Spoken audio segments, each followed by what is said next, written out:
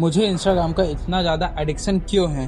Hello भाई लोग, देख मैं तेरे को बताता इंस्टाग्राम का एडिक्शन अपने को क्यों है।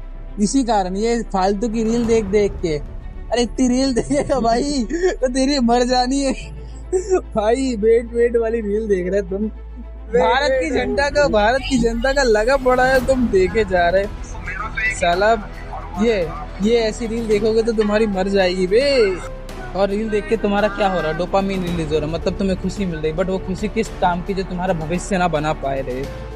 भाई तुम्हें सबसे पहली बात क्या ही बोलूं, तुम जब मोबाइल की गांड में घुसे पड़े तो मैं क्या ही कर लूंगा। ये देख अभी भी रील देख रहा तू। हाँ नहीं तो ऐसे अच्छा कुछ भविष्य बना भाई, मेरा भविष्य खराब हो चुका है, तेरा नहीं हुआ है, तू बना ले। नहीं तो क्या ही बोलूंगा मैं। और अभी भी नहीं समझे तो बाय बाय कर ले बे साला।